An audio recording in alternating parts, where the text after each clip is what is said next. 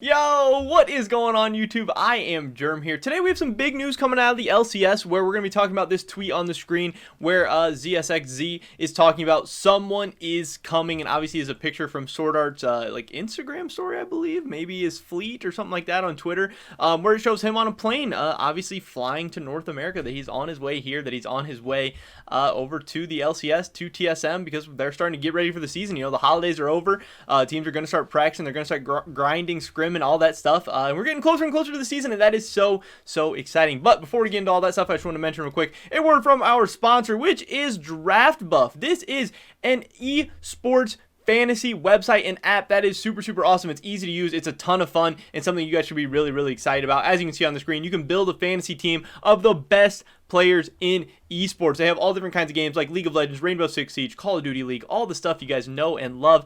You can play fantasy leagues where you can play head-to-head all season long. They have Royale where you get to draft a team on a budget, and they have Draft Pass where you can earn avatars and taunts to show who is the boss. Obviously, we have the LCS, LEC, LCK, all of that good stuff coming up very soon. A ton of stuff that I'm sure you guys are excited about. So get signed up on Draft Buff today. Join a league, start drafting. It's a ton of fun. And if you sign up, make sure to use code IAMGERM. I would appreciate it a bunch, and so would they. With that being said, here we go, talking about today's topic again. Swordart, he is coming to North America, and then the latest update, which was, I believe, a couple hours ago, 5 hours ago earlier today, where they tweeted Swordart lands in America, which is super exciting. So I guess the first thing to talk about here is that Swordart is not having visa issues or anything like that. It seems like he's able to be here right away, start playing right away, practicing with the team, all of that good stuff. This isn't the situation last year where Broxa, ran into all the visa issues.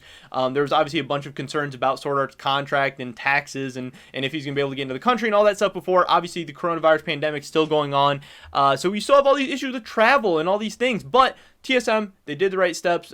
Thankfully, they were lucky enough to get all that stuff done on time. It all worked out. They were good to go. He is here and he's ready to go. And now the questions are, how good is he going to be? What's he going to do? Is he going to help this TSM team succeed? And that's what I want to talk about. Obviously, we have the LCS lock-in tournament coming up in like 3 weeks, maybe less than 3 weeks. Even it's like January 15th, something like that. And that is going to be so exciting. TSM has a ton of question marks when you have guys like Huni, you have guys like Lost. Lost obviously being a new up-and-coming guy, pretty inexperienced as far as the LCS goes. He's been in the academy for a long time. He's played in the LCS before. He's gotten in some games and stuff.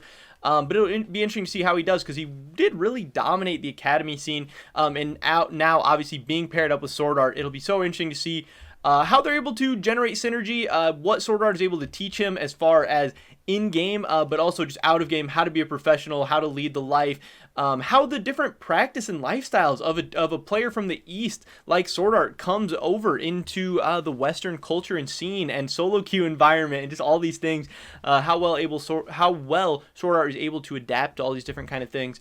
And then obviously Huni in the top lane, he's going to be a little bit of a question mark for people. How well is he going to be able to perform? There's going to be question marks and comparisons, people asking them to go to Haunter all the time as soon as Huni has one bad game or anything like that.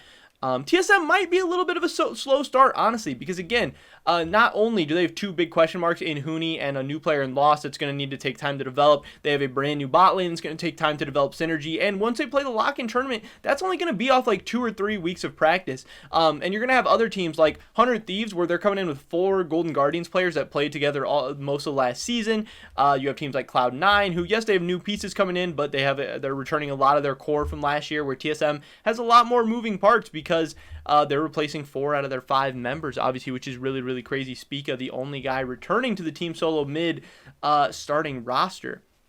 But yeah, there's a lot of question marks of just how good Swordart can be, and I do think they should be patient with the TSM team. Even if TSM looks a little disappointing at the lock-in tournament, which I think is likely, I have them predicted as 3rd, but if they did lose to somebody like 100 Thieves or Evil Geniuses or FlyQuest, or if they even get knocked out by Cloud9 or Team Liquid, depending on how the bracket shapes up or anything, I honestly would not be shocked. Again, this team is going to take maybe a little more time and synergy and effort to develop. And also, Bjergsen is a new coach. They have just a ton of people in new positions. But as far as the overall season goes, by the end of it, I do expect TSM to be a top 3 team. I do expect Swordart to be a top 2 support. I mean, I really think it's Core JJ and then Swordart. I think there is a real case you can make for Vulcan, But I think Swordart should be better than him, and I think he has the potential to be better than him. And I think TSM's bot lane has a chance to be one of the better ones in the league. There's a lot of tough bot lanes in North America right now. Cloud9's going to be tough. Team Liquid's going to be tough. 100 Thieves is going to be tough.